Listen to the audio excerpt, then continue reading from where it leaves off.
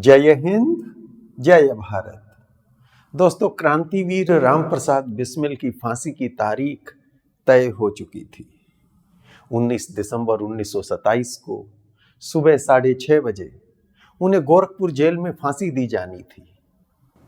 उससे एक दिन पहले यानी 18 दिसंबर को अंतिम भेंट के लिए मां मूलवती देवी और पिता मुरलीधर जेल के दरवाजे पर पहुंचे। उनके साथ एक नौजवान भी था। जेल अधिकारियों ने पूछा कि ये कौन है, तो मां ने कहा ये मेरी बहन का बेटा है। और इस तरह फिर वो तीनों जेल के अंदर गए। रामप्रसाद बिस्मिल से अंतिम भेंट हुई। उस भेंट के दौरान क्या बातें हुई थी मां बेटे के बीच, इसके बारे में इसी नौजवान ने दुनिया को बताया। यह नौजवान था आने वाले समय का सुप्रसिद्ध क्रांतिकारी शिव वर्मा। शिव वर्मा बताते हैं कि जब मां अंदर गई अपने बेटे से मिलने, तो बेटे की निगाह जैसे ही मां पर पड़ी, बेटे की आंखों में आंसू आ गए।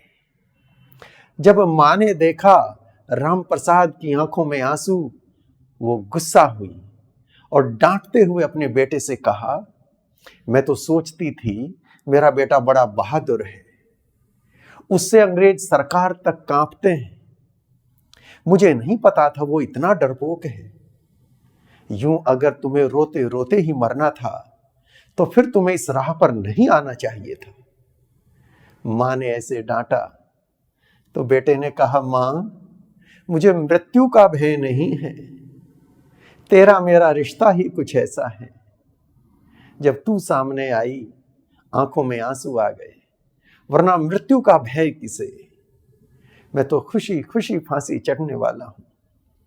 तो वो मां वीर प्रसूमा मूलवती देवी जिसने रामप्रसाद बिस्मिल को जन्म दिया, आज मां मूलवती देवी की बात करेंगे। 2 दिन पहले उनके बेटे रामप्रसाद की पुण्यतिथि थी, उनका बलिदान दिवस था। मुझे जाना था गोरखपुर जेल में, वहां कार्यक्रम था और फ्लाइट रद्द होने के कारण जा न सका, बड़ा दुख हुआ। पर आज बात करेंगे मां मूलवती देवी की। दोस्तों, रामप्रसाद बिस्मिल का परिवार मूलतः ग्वालियर रियासत का रहने वाला था। उनके दादा शाहजहांपुर आए थे अपने 2 बेटों के साथ। बड़े बेटे थे रामप्रसाद बिस्मिल के पिता मुरलीधर। मुरलीधर थोड़े से बड़े हुए तो पिता ने शादी की। शादी भी वापस अपने क्षेत्र में ही गए थे, वहीं अपने बेटे की शादी करके लाए थे मूलवती देवी से। और मूलवती देवी तब केवल 11 वर्ष की थी जब उनकी शादी हुई। खैर, शाहजहांपुर परिवार आके रह रहा था, वहीं रामप्रसाद का जन्म हुआ। रामप्रसाद से पहले भी एक लड़के को जन्म दिया मां मूलवती देवी ने, पर बचपन में ही उसकी मृत्यु हो गई। और रामप्रसाद के बाद भी 5 बहनें और 3 भाइयों का जन्म हुआ। उन 5 बहनों में से 2 बहनें और 3 भाइयों में से 2 भाई वो भी बचपन में ही चले गए। तो कुल मिला के रामप्रसाद से छोटी 3 बहनें और 1 भाई बचे थे। रामप्रसाद बिस्मिल कितने बड़े क्रांतिकारी बने। HRA के जो सैन्य विंग था उसके तो वो कमांडर ही थे। उनके बारे में अलग से वीडियो हमने अपलोड कर रखा है, विस्तृत जानकारी वहां दी गई है उनके क्रांतिकारी जीवन के बारे में, तो आज उस पर बात नहीं करेंगे। आज बात हमने मां मूलवती देवी के बारे में करनी है। मूलवती देवी कितनी महान महिला थी, इसके बारे में स्वयं रामप्रसाद बिस्मिल अपनी आत्मकथा में बड़े विस्तार से लिखते हैं। यदि ऐसी मां की कोख से मैं नहीं जन्मा होता तो मैं भी बाकी लोगों की तरह यूं ही छोटी छोटी बातें जो एक गृहस्थ जीवन की होती हैं उनमें उलझ गया होता, और एक गृहस्थी साधारण गृहस्थी की तरह दुनियावी बातों में फंस के अपना जीवन में भी यूं ही गुजार दिया होता। मैं जो बना वो मेरी मां की शिक्षाओं का प्रसाद था।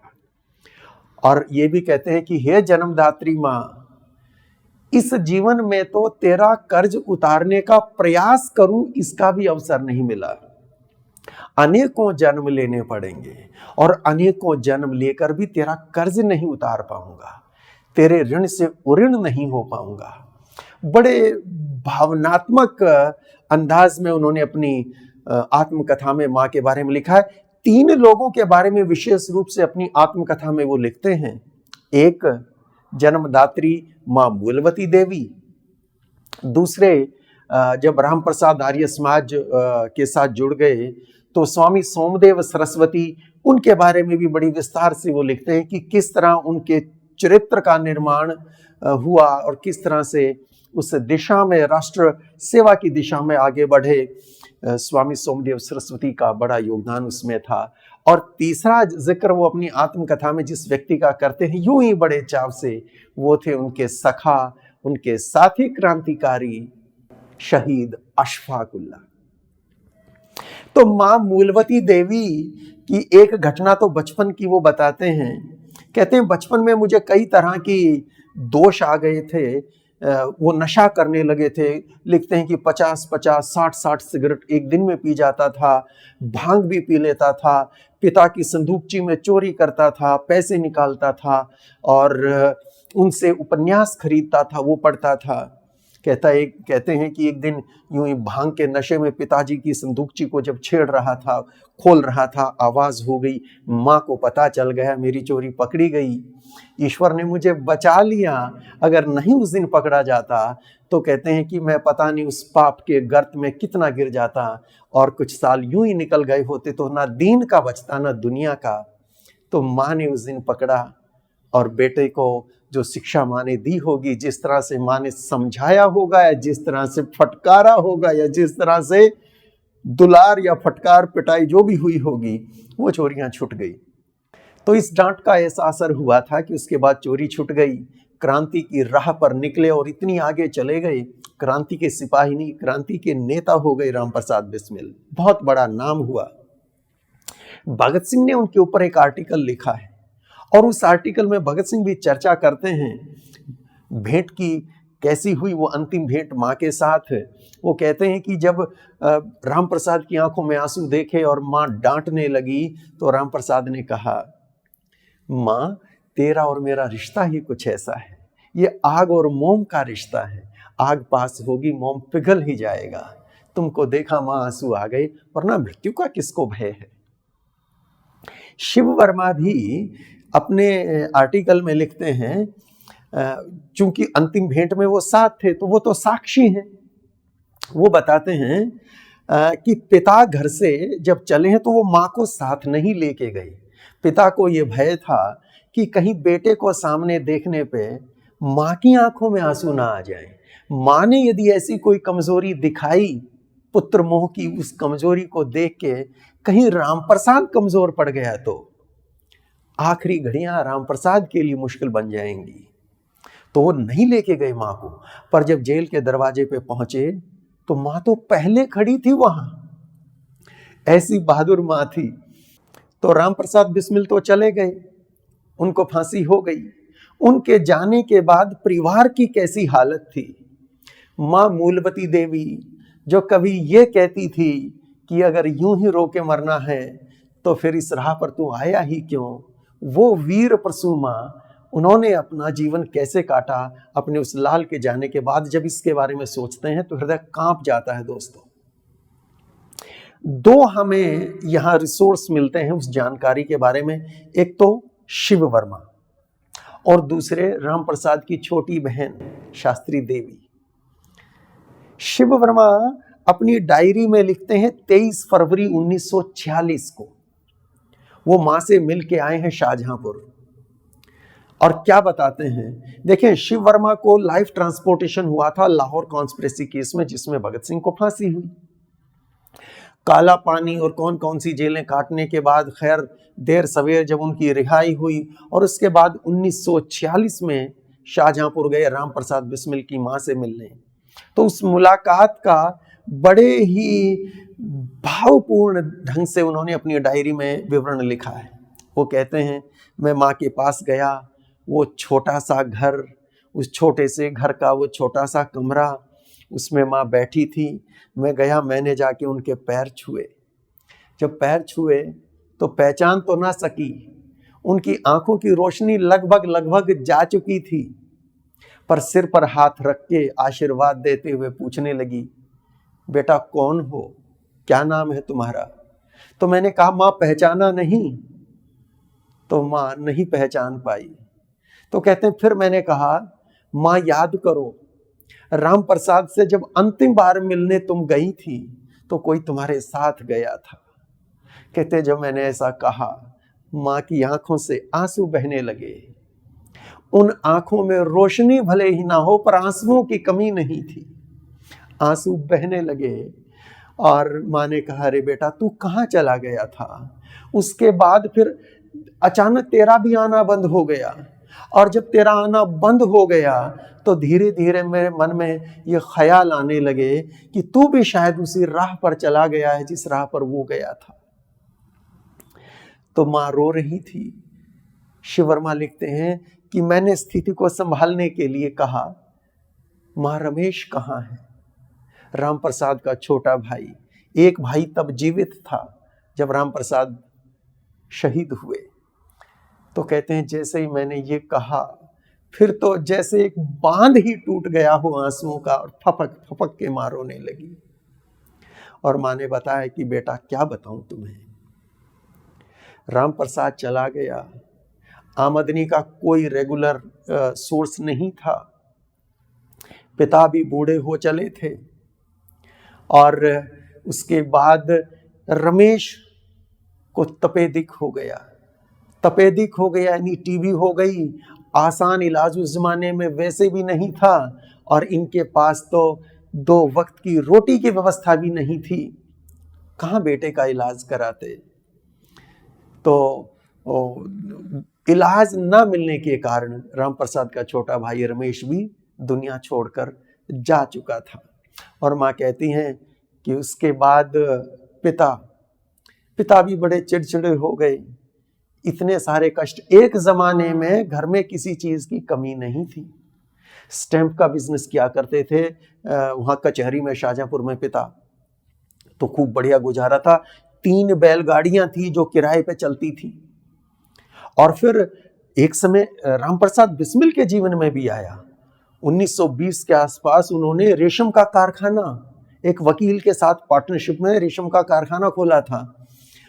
साथ साथ क्रांतिकारी गतिविधियां चल रही थी, उधर रेशम का कारखाना चल रहा था। 1920, 21, 22 तक 2-3 साल वो कारोबार किया उन्होंने, और खूब पैसा भी कमाया था उस दौरान। बिजनेस बढ़िया चला था उनका।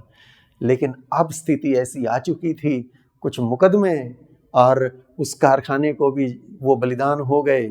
और फिर जो साजी था, पार्टनर था, वो ले गया सब कुछ, कुछ दिया नहीं। खैर, तो कहती हैं कि पहले एक बेटा शहीद हो गया, और जो बचा था उसको बीमारी ने खा लिया, वो भी चला गया। और कुछ समय बाद यूं फाके करते करते, भूखों मरते मरते राम प्रसाद के पिता भी चले गए। और जो 3 बहनें बची थी, मैंने जैसे बताया, उन 3 बहनों में से भी 2 बहनों की मृत्यु हो गई, और एक बहन तो राम प्रसाद का जाना नहीं बर्दाश्त कर सकी। उसने तो जहर खा के आत्महत्या कर ली थी जब पता चला राम प्रसाद के बलिदान का। तो एक ही बहन बची थी, शास्त्री देवी, छोटी एक बहन बची थी, और माँ, बूढ़ी माँ। और ये जो बहन थी शास्त्री देवी, कोसमा एक गांव है, वहां उनकी शादी हो रखी थी। बल्कि वो भी बताती हैं कि भाई के तो अरमान थे कि अच्छे परिवार, मुझे अच्छा पढ़ाते और अच्छे परिवार में शादी करते, लेकिन ऐसा नहीं हो सका था। एक गरीबी परिवार में शादी हुई थी। खैर, शिव वर्मा जैसा बताते हैं कि फिर माँ ने बताया कि उस गरीबी की हालत में जब बेटा जा चुका, पति जा चुका, खाने की कोई व्यवस्था नहीं, तो गणेश शंकर विद्यार्थी प्रताप अखबार निकालते थे कानपुर से, क्रांतिकारियों का उनसे बड़ा और उनसे सच्चा कोई हितैषी, मददगार, दोस्तों मुझे तो याद नहीं आता, उनसे बढ़िया, उनसे प्यारा इंसान जो स्वयं गांधीवादी हैं, एकदम अहिंसावादी हैं, लेकिन क्रांतिकारियों के लिए जितना दर्द गणेश शंकर विद्यार्थी के सीने में था, शायद किसी और के में कम से कम मैं जान नहीं पाया। तो 15 रुपया महीना माँ को पेंशन की तरह वो दे रहे थे अपने साधनों से जब तक वो जीवित रहे। लेकिन 23 मार्च 1931 को भगत सिंह को फांसी हुई थी और 24 मार्च को कानपुर में कम्युनल राइट्स हुए। जब दुकानें बंद करवा रहे थे, हड़ताल हुई थी, तो उस दौरान मैंने इसके ऊपर एक वीडियो भी किया है। वहाँ हिंदू मुस्लिम राइट्स हो गए थे कानपुर में और उसमें शहीद हो गए थे गणेश शंकर विद्यार्थी। तो जब वो भी चले गए, अब वो 15 रुपए वो भी आने बंद हो गए। शास्त्री देवी बताती हैं, छोटी बहन कहती हैं, इतनी बुरी हालत हुई, गुजारे का कोई साधन नहीं। हम माँ बेटी थी और बल्कि शास्त्री देवी का भी एक लड़का था। शास्त्री देवी के पति की भी डेथ हो गई। अब छोटा सा बच्चा, शायद 3 साल का एक बेटा था। तो राम प्रसाद बिस्मिल की बूढ़ी माँ, उनकी छोटी बहन और उनका एक छोटा सा बच्चा, गुजारे का कोई साधन नहीं। कहती हैं कि मैंने एक डॉक्टर के यहाँ मेड का काम, मैं उनका खाना पकाती थी और उससे जो भी मिलता था उससे हम किसी तरह अपना गुजारा कर रहे थे। फिर जवाहरलाल नेहरू ने मदद की, 500 रुपये उन्होंने भिजवाए और उस 500 रुपये से अब क्या हुआ, इन्होंने एक छोटा सा घर खरीद लिया और कुछ 3 बटन थे सोने के राम प्रसाद के, वो माँ ने बचा के रखे हुए थे। सब कुछ बिक गया था पर वो बचा रखे थे कि कभी इमरजेंसी को जरूरत पड़ेगी। तो वो 3 बटन, अब वो 3 बटन बेचे और वो 500 रुपये जवाहरलाल नेहरू ने जो भेजे थे उनकी मदद से एक छोटा सा मकान ले लिया और उसमें ऊपर वो रहने लगी और नीचे का घर सोचा ये किराए पे दे दें। किराए पे दें, पर किराए पे ले कौन? इस परिवार से तो सबने नाता तोड़ लिया। कोई किराए पे लेने आते हुए भी डरता था, पुलिस का डर कि इस घर में किराए पे रहेंगे तो कल को पुलिस परेशान करेगी। आखिरकार एक पुलिस वाले को ही नीचे का कमरा किराए पे दिया और माँ बताती हैं कि जब पुलिस वाले को किराए पे दिया तो मुझे ही बदनाम कर दिया लोगों ने। कहते हैं वो माँ तो अब पुलिस वालों के साथ माँ ने तो अपना जोड़ लिया है रिश्ता। जिस पुलिस ने पकड़ा, गिरफ्तार किया इतने सारे क्रांतिकारियों को, अब उनको तो किराए पे कमरा दे दिया माँ ने। कोई मदद को आया नहीं, कोई किराए पे भी रहने आया नहीं और एक पुलिस वाले को दे दिया तो उस पर भी लोगों की शिकायतें। तो शिव वर्मा लिखते हैं, क्या यही होगा, यही आदर होगा, इसी तरह सम्मान करेंगे हम क्रांतिकारी शहीदों का? एक तरफ बिस्मिल जिंदाबाद की 1946 में लिख रहे हैं वो फरवरी में, उन दिनों 46 में के शुरू में इलेक्शन हुए प्रोविंशियल असेंबलीज के। तो कहते हैं कि एक तरफ बिस्मिल जिंदाबाद के नारे लगाते हैं और वोट लेने के लिए राम प्रसाद बिस्मिल द्वार बनाते हैं, लेकिन राम प्रसाद का छोटा भाई बिना इलाज के तड़प तड़प के मर जाता है। राम प्रसाद की बूढ़ी माँ भूखों मरती है। किसी को राम प्रसाद के परिवार की याद नहीं, उसकी माँ की याद नहीं। शहीद स्मारक फंड, शहीदों के परिवार के लिए फंड इकट्ठे करते हैं, लेकिन यहाँ वही शहीद परिवार भूखे मर रहा है। तो उस बुरी हालत में वो माँ अपना समय काटती हैं भूख के साथ। और आखिरकार खैर जब देश आज़ाद हुआ तब तक वो बूढ़ी माँ जिंदा थी। उसके बाद उनकी 60 रुपया महीना पेंशन हुई। आज़ाद देश में उनकी 60 रुपया महीना पेंशन हो गई थी, पर फिर वो समय आ गया, वो माँ भी चल बसी। अब अकेली छोटी बहन जिंदा है और अब उनका बेटा जवान हो चुका और वो बेटा भी जैसे परिवार के हालात थे बुरी संगत में पड़ गया, वो भी घर से चला गया। सास बहू अब वो है और कोई आय का साधन नहीं, वो भूखी मर रही हैं और कहती हैं कि ये भी सोचा दोनों नदी में डूब जाएं सास बहू, कि यहाँ तक नौबत आ गई थी। उसके बाद फिर एक राहत आई, बनारसी दास चतुर्वेदी। उन्होंने भी बड़ा क्रांतिकारी परिवारों के लिए बहुत काम किया है। शहीद चंद्रशेखर आज़ाद की माँ जगरानी देवी के लिए भी उन्होंने बड़ी मदद की थी। तो बनारसी दास चतुर्वेदी फिर फिर वो सरकार के पीछे पड़ते हैं जब उनको पता चलता है कि राम प्रसाद बिस्मिल की छोटी बहन इस गरीबी में जी रही हैं। फिर उनके प्रयास से 15 रुपया पेंशन शुरू होती है, 15 नहीं 40 रुपया महीना पेंशन बनती है शास्त्री देवी की। तो दोस्तों, शहीद राम प्रसाद बिस्मिल की पुण्यतिथि थी। 2 दिन पहले 98 वर्ष हो गए उनके बलिदान को। वहाँ तो मैं नहीं जा सका, गोरखपुर जेल में उनके स्मारक पे श्रद्धा सुमन अर्पित करने थे, पर सोचा कि आज माँ मूलवती देवी की बात करें, जिस माँ ने उस वीर को जन्म दिया। बल्कि शिव वर्मा तो यहाँ तक लिखते हैं कि वो अंतिम भेंट जब हुई और माँ ने डांटा राम प्रसाद को, तो वहाँ जो जेल के अधिकारी खड़े थे ना, वो ये बात कर रहे थे कि ऐसी माँ की कोख से ही ऐसा बहादुर जन्म ले सकता है। तो वो माँ मूलवती देवी, हमने, इस देश ने शायद उनके साथ भी न्याय नहीं किया। 4 दिन चौराहे पर खड़े होकर जिसने नारे लगाए थे, आज़ाद भारत में बड़ी बड़ी कुर्सियों पर बैठ गए, और जिन्होंने सर कलम करवाए, उनकी माँ, उनकी बहन दूसरों के घर खाना बना के, रोटियां दूसरे के घर पका के तब अपना पेट भरे हैं इस देश में। कितनी शर्म की बात है हम सब के लिए। तो आज के लिए इतना ही। ये जानकारी कैसी लगी कमेंट बॉक्स में लिख के ज़रूर बताइएगा। जय हिंद, जय भारत।